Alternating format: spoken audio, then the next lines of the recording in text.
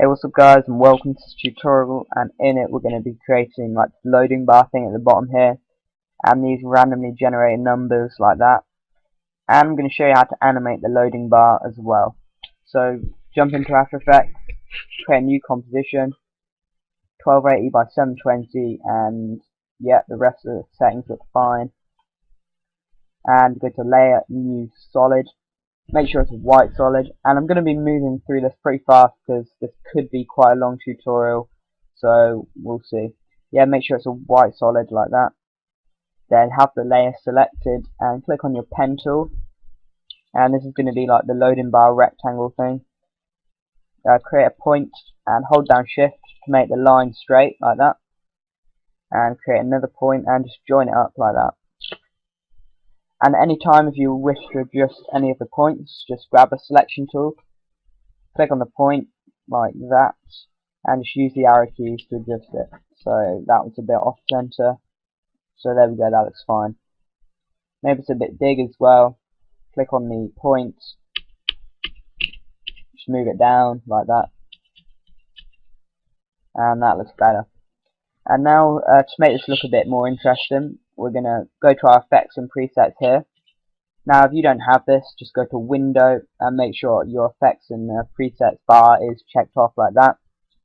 Type in Venetian blinds like that, and it's there. Just drag it on to the white solid. For the transition completion to about 80% like that, maybe 70% like that. That looks a bit better, and that just makes it look a bit more interesting rather than just like a plain white rectangle. And now we've done that, we're going to animate it. So type in linear white, and again just drag it onto the white solid like that, and as you can see it's just disappeared like that. But if we change the transition completion, it'll actually animate, so it looks like it's moving up and down. But we can't do that at the moment. We've got to set the transition completion to 0 and change the white angle to 90 instead of -90 like that. Now if we animate this, you can see that it just moves up and down like that, and that looks pretty cool. So the thing you want to do is just click on the stopwatch, make sure at the beginning of the timeline, click on the stopwatch, and actually maybe that was okay at -90, I'm not sure. Let's have a look. Yeah, that actually looks better if it's animating that way.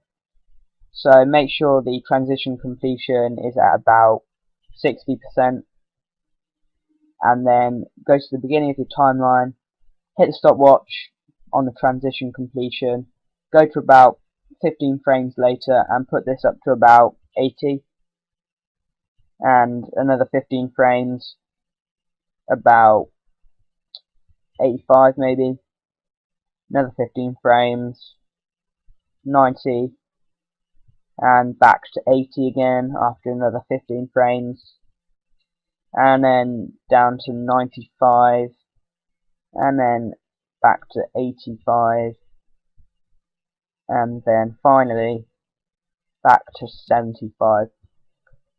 And now if we play this through, just let this render out a preview.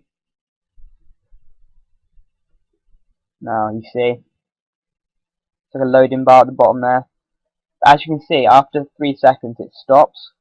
So to change this, we're going to hit this arrow here, go to Effects, Linear White, and we're going to hold down the Alt key. I'm going to do some basic expressions here. Now if you're not familiar with expressions, it's pretty easy once you know what to do. So just Alt click on the stopwatch like that, and as you see this little box here comes up. It looks quite complicated, but once you find out what they are, it's quite easy. I'm just going to type loop out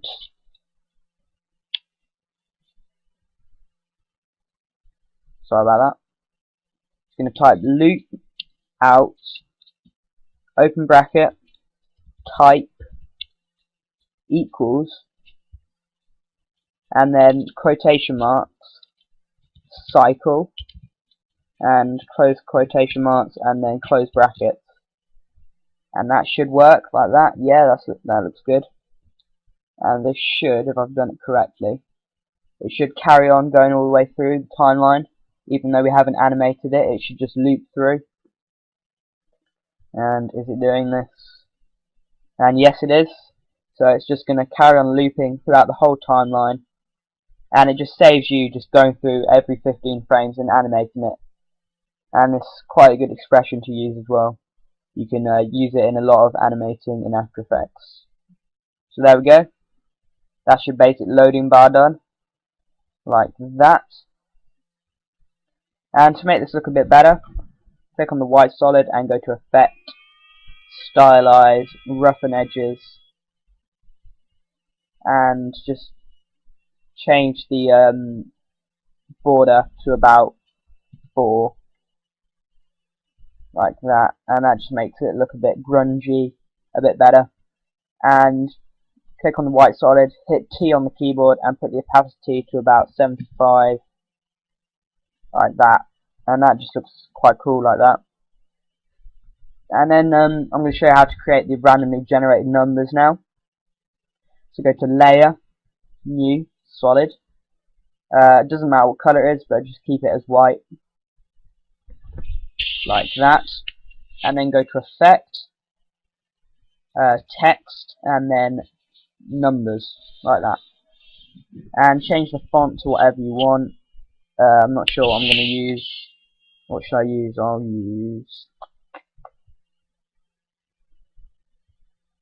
Let's use Tecton Pro. Maybe not. Hate that font. Let's just use Impact. There we go, that looks better. And change the colour to whatever you want. I'm going to use white, so it's the same as this solid here. And you can just move it to wherever you want. I'm going to put it just above the loading bar here, like that.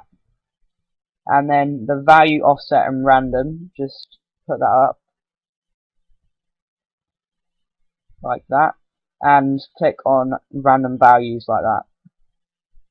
And there you go, that's basically how you do it.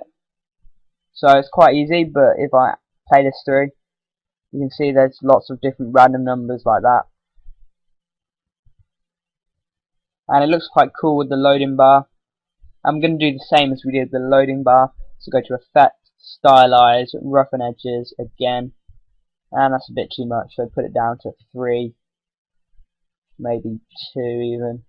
Yeah, that looks pretty good. And click on T and put the opacity to about 75 again. And there we go. And maybe I'll just move it so it centers up the loading bar a bit more. And that looks pretty cool. And obviously you can duplicate this layer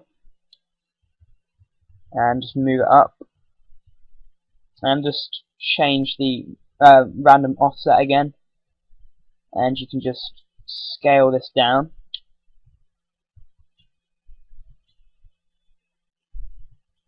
So it looks like there's more, makes it a bit more interesting, so there's more numbers there.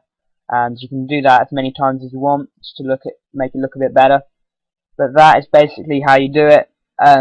You can create more complicated shapes just using the pen tool again, just cutting out the shapes from the solid. So I'll just show you how to do that again. Select the pen tool and you can just create more complicated shapes. And again, there's one thing that is pretty cool that I'll show you how to do. See, this is just another plain old rectangle. You can click on the layer, click on the pen tool, just create like another rectangle that goes through the first rectangle, and hit M on your keyboard to bring up the masks, and change the second mask mode to subtract, and that just creates a cool effect like that.